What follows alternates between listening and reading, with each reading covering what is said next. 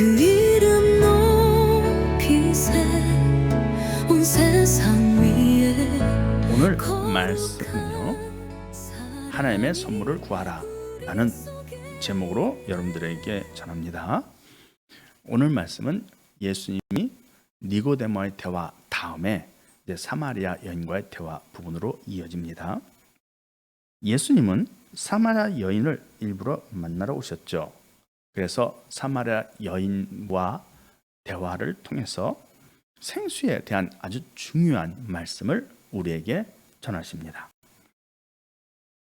이 생수에 대한 말씀이 곧 예수님이 전하고자 했던 중요한 메시지였기 때문에 사마리아 여인을 일부러 만나러 왔다, 이렇게 말씀드리는 겁니다.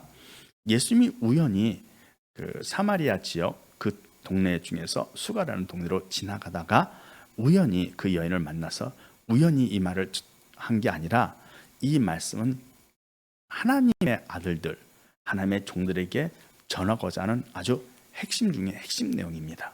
그렇기 때문에 이 말씀을 일부러 전하려 한다라는 거죠.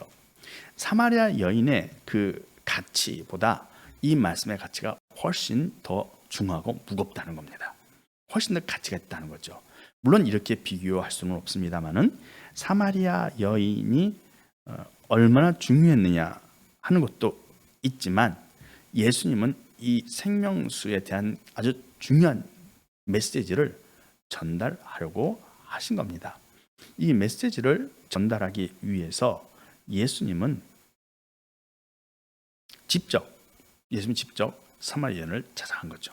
그러니까 예수님이 이 대화를 하기 위해서 물을 길러오는 사마리아 여인을 직접 만나셨다, 이런 뜻입니다.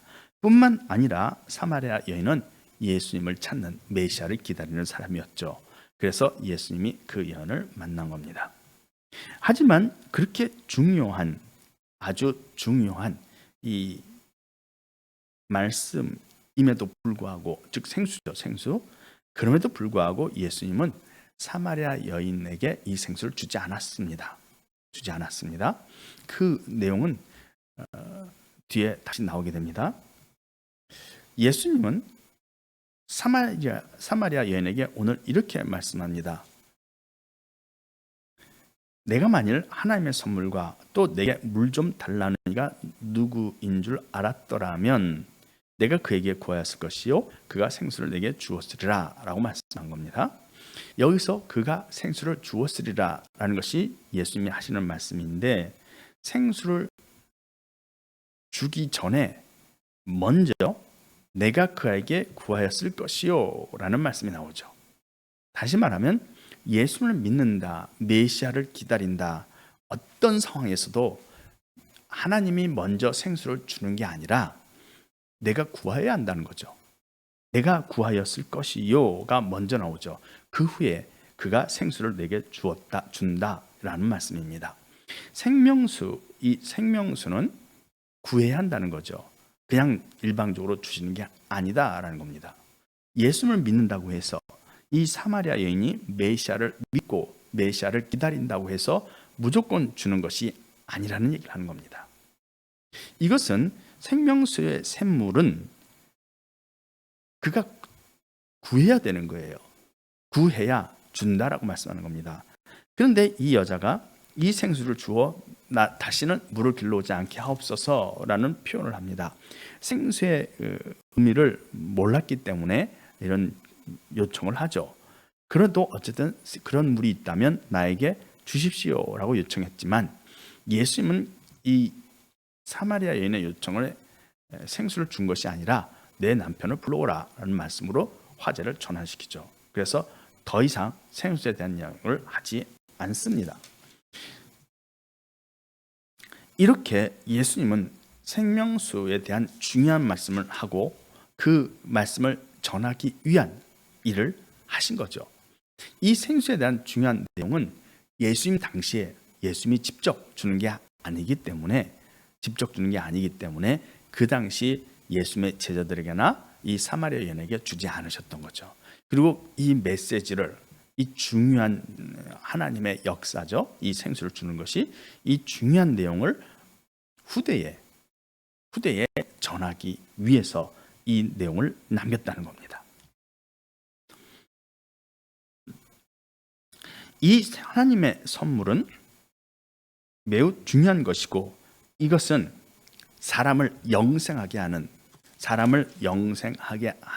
샘물이 된다는 거죠. 샘물.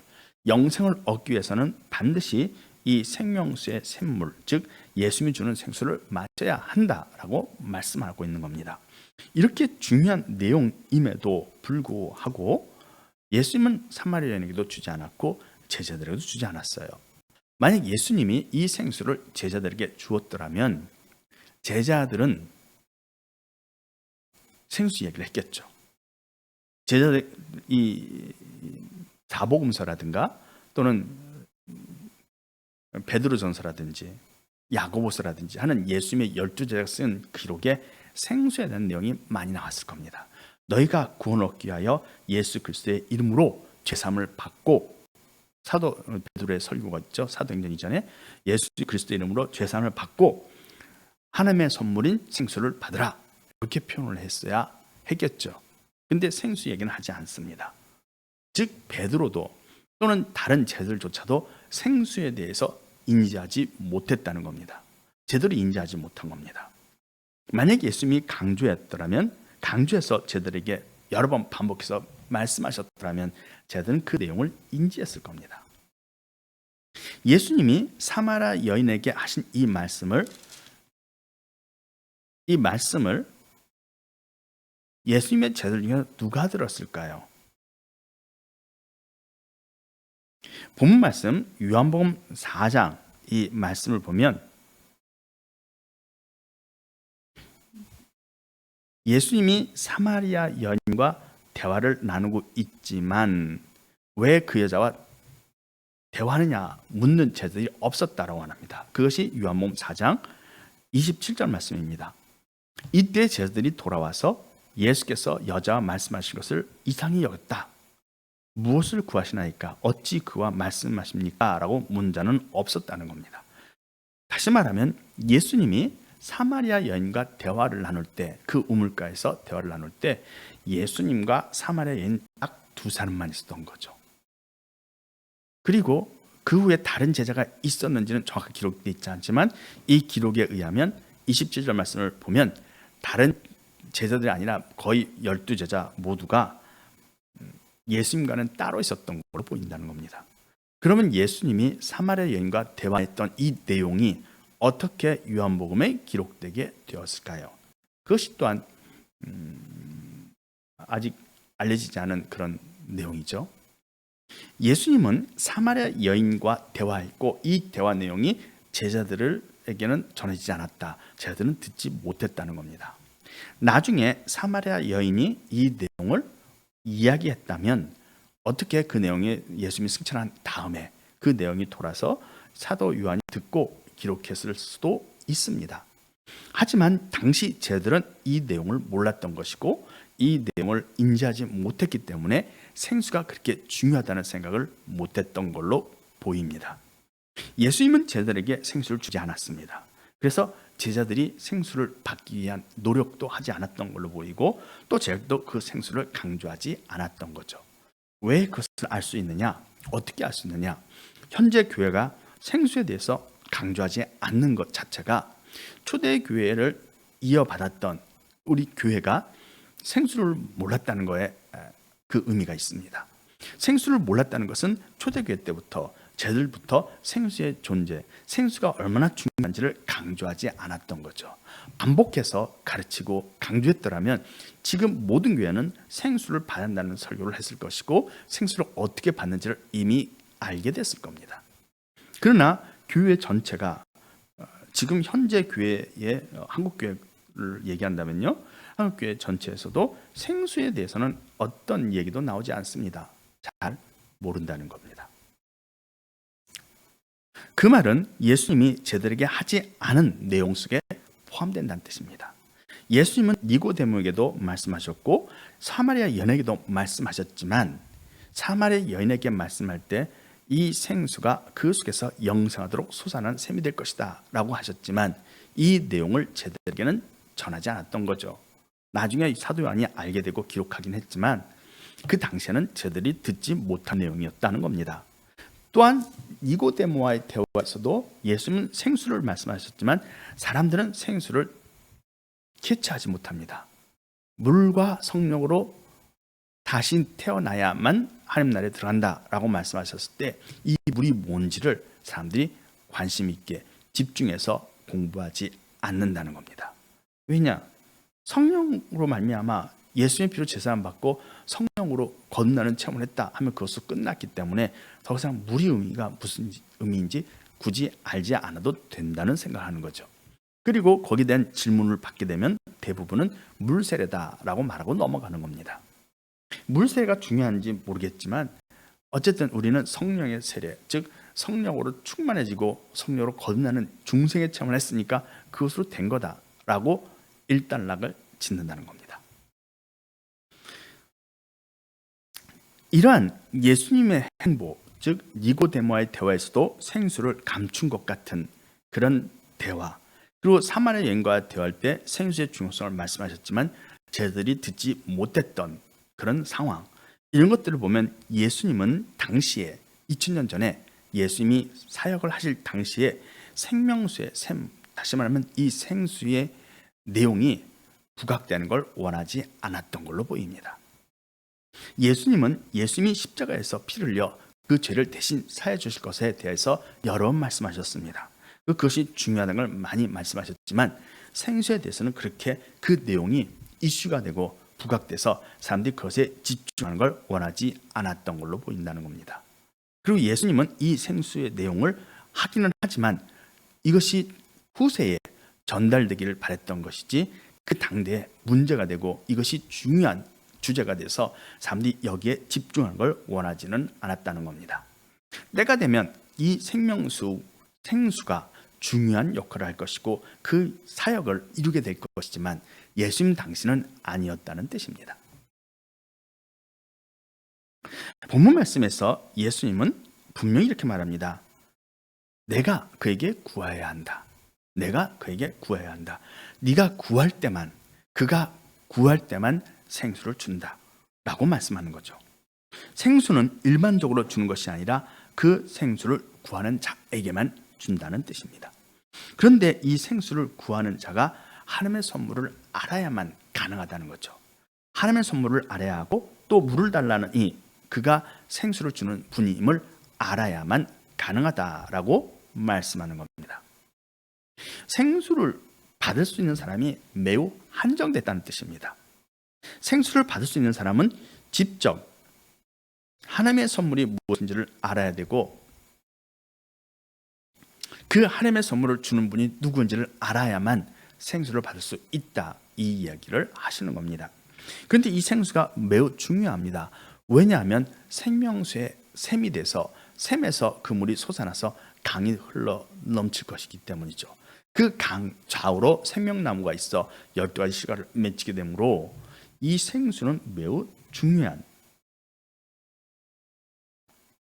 하나님 나라를 이루기 위한 아주 중요한 핵심 요소 중 하나라는 뜻입니다.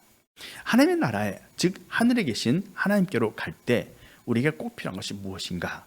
예수님의 피로 제사를 받는 거죠. 죄인은 하나님 앞에 갈 수 없기 때문입니다. 그럼 우리 예수님의 피로 제사를 받는 것이 하나인데 오직 이거 하나만이냐라고 질문을 던질 때 그렇지 않다는 겁니다. 그럼 뭐가 더 필요한가?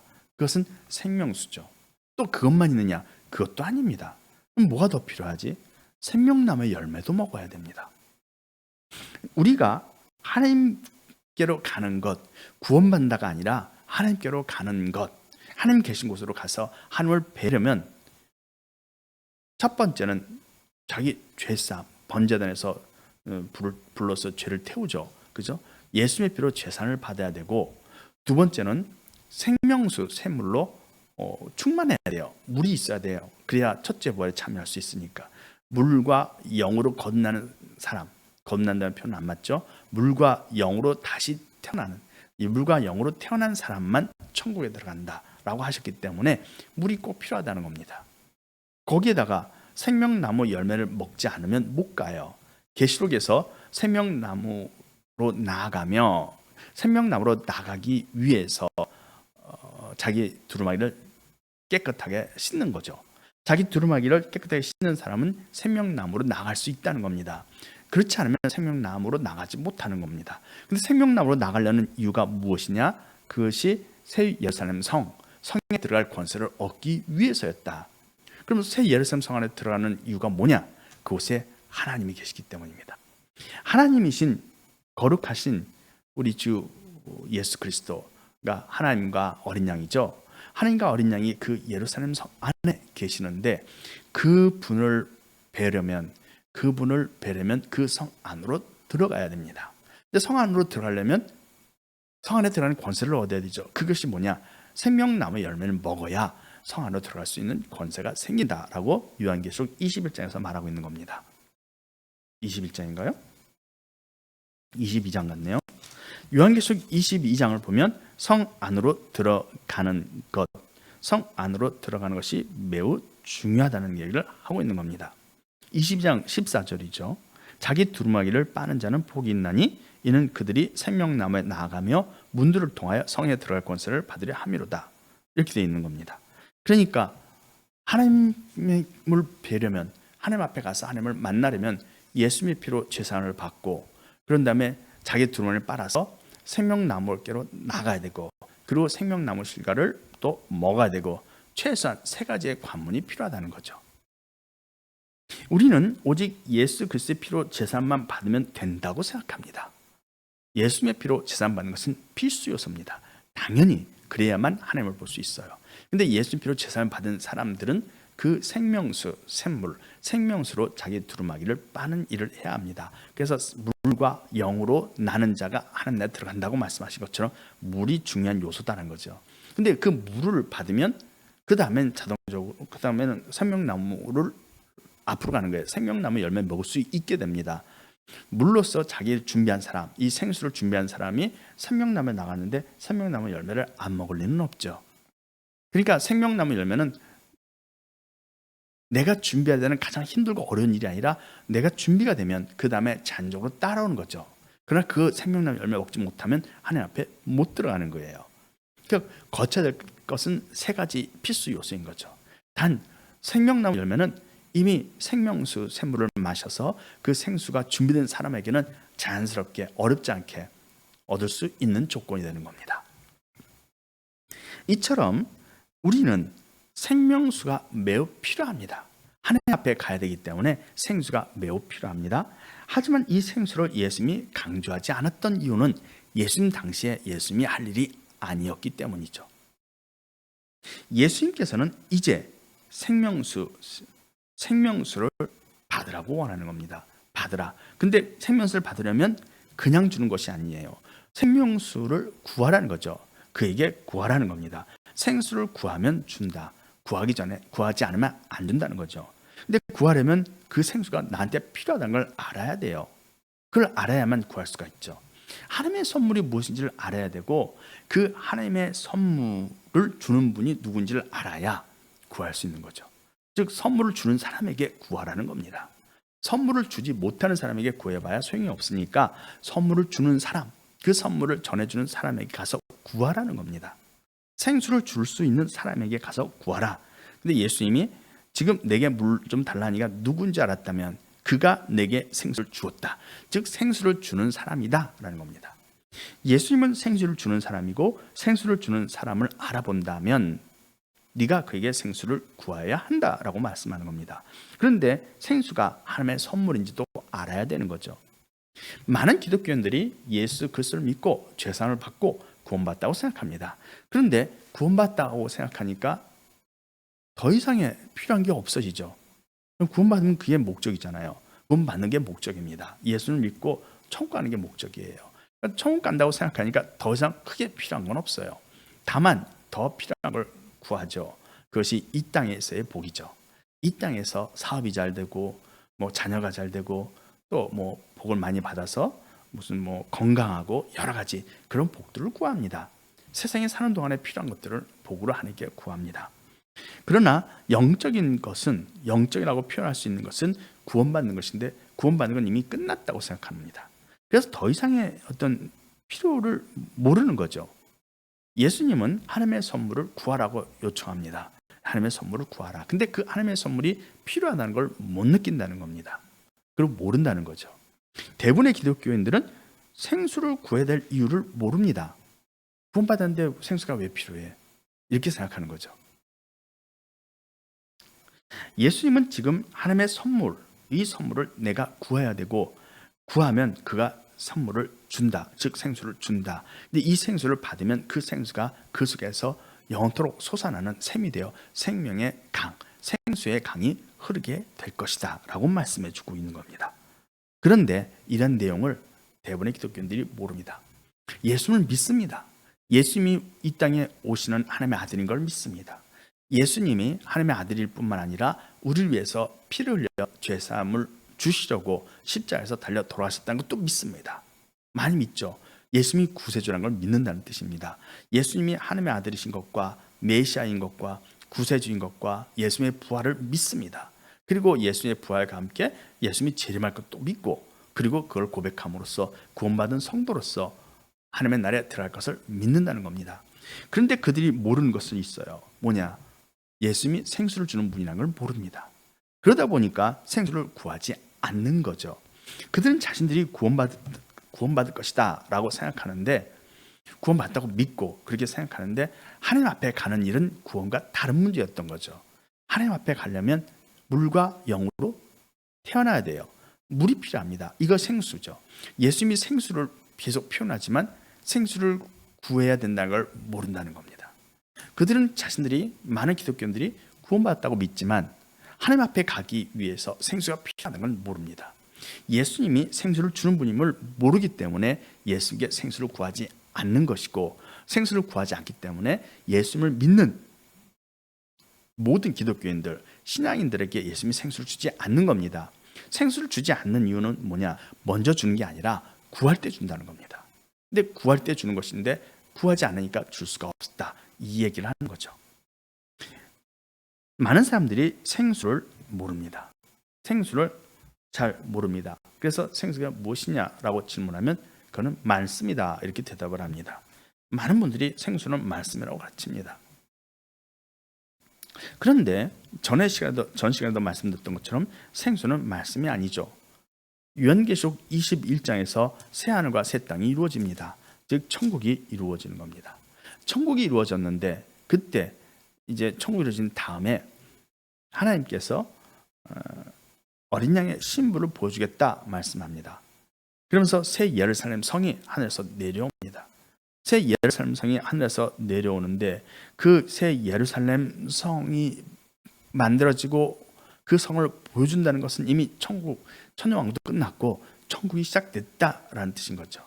근데 그때 그 예루살렘 성을 보지 앉으신 분이 만물을 새롭게 하고 다 이뤘다고 선언하시면서 생명수 샘물을 값없이 주겠다는 말씀을 또 합니다. 또 생명수의 샘물을 받아 마셔야 되는 거죠. 목마른 자에게 주겠다 했으니까 또다시 목마른 자가 있고 그들에게는 생명수의 샘물을 준다는 겁니다. 근데 천국이에요. 이미 하나님의 말씀이 다 이루어지고 다 이루었다고 선포한 다음입니다. 하나님의 말씀이 다 성취됐어요. 그리고 큰 자부터 작은 자까지 모든 자가 하나님의 말씀을 압니다. 하나님의 말씀을 아는 상황에서도 또다시 생수를 준다. 목마른 자는 와서 받아 마시라고 말씀합니다. 아직도 모르는 말씀이 있고, 아직도 말씀을 또 배워야 되고, 아직도 말씀을 공부해야 하느냐? 이미 천년왕국이 지난 다음인데, 천국이 시작된 이후인데도 그런 말씀을 또 하는 거죠. 그러니까 생명수의 샘물은 말씀이 아니다라는 겁니다. 근데 대부분의 기독교에서는, 대부분의 그 교회에서는 생수를 말씀으로 가르치기 때문에 말씀을 배우는 것을 생수를 마시는 것으로 그렇게 이해합니다. 그렇기 때문에 예수님께 생수를 구할 생각을 안 하는 거죠. 왜냐하면 말씀은 성경을 읽고 교회에서 말씀을 들으면서 공부하면 된다고 생각하기 때문에 예수님께 생수를 달라는 기도를 하지 않게 되는 겁니다. 물론 지금에 와서 예수님께 생수를 달라고 하면 과연 예수님이 생수를 주느냐, 그건 또 다른 문제입니다. 오늘 본문 말씀을 보면 예수님은 하나님의 선물을 구하라고 우리에게 말씀합니다. 하지만 실제로 예수님의 생수, 이 예수님이 주는 생수를 받아 마실 사람은 그리 많지 않습니다. 아주 적은 수가 될 겁니다. 하지만 사람들은 이 생수에 대해서 모르고 있고 모르기 때문에 구하지 않는 것이 어쩌면 하나님의 계획일 수도 있습니다. 하나님의 계획이고 하나님의 어떤 뜻일 수도 있습니다. 왜냐하면 예수님이 이것을 당시 사람들에게 알리지 않게 하여 적극적으로 말씀하지 않은 그런 내용이 있기 때문입니다. 그러므로 이 생수는 반드시 하나님의 나라에 들어가기 위해서 꼭 필요한 것인데 생수를 주는 분에게 가서 생수를 받으라고 예수님이 권하는 겁니다. 그렇게 됐을 때 하나님의 아들들인 그 영들이 이 땅에 사람으로 태어난 다음에 이 생수를 받아서 생수인 물을 준비하여 첫째 부활에 참여하고 하나님 앞으로 가게 된다는 겁니다. 이러한 하나님의 말씀은 우리가 예수 그리스도, 우리 주 예수 그리스도를 믿는 믿음으로 더욱 나가게 합니다. 그러나 우리가 다 초보에 머물러 있는 거죠. 깊은 강가로 들어간 것이 아니라 물가에서 물만 텀벙이고 있는 그런 것이 바로 기독교의 현실입니다. 예수님이 말씀하는 하나님의 선물, 그것은 생수 하나입니다. 고린도전서 12장에 보면 여기에 여러 가지 은사가 기록되어 있습니다. 그 은사에 대해서 뭐라고 되냐면 많이 표현이 되어 있죠. 그 표현이 고린도전서 12장 4절 말씀 보면 이렇게 기록되어 있습니다. 은사는 여러 가지나 성령은 같고 라고 표현되어 있죠.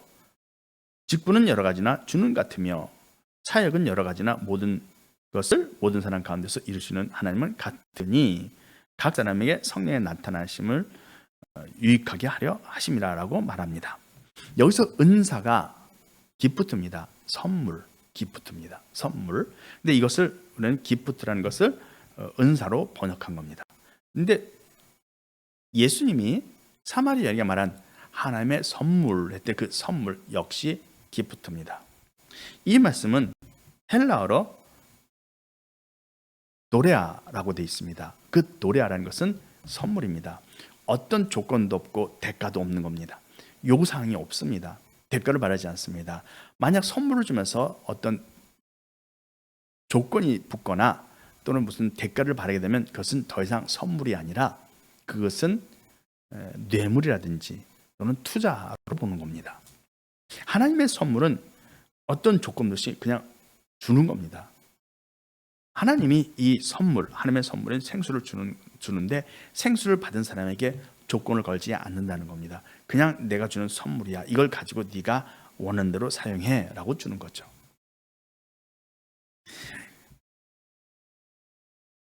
고린도전서 12장에서 사도 바울은 은사에 대해서 설명합니다. 그 은사가 기프트, 선물입니다.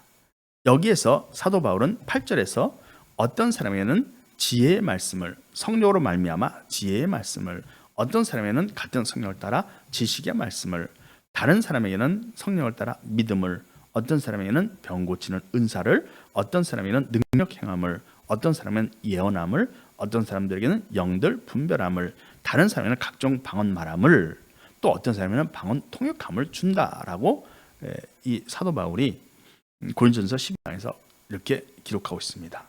그러다 보니까 성령의 선물 이렇게 되죠.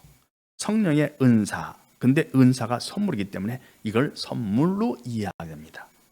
사도 바울이 이런 기록을 남겼기 때문에 예수님이 말씀하신 하나님의 선물의 개념이 모호해졌어요. 오직 선물, 예수님이 말씀한 선물은 생수 하나입니다.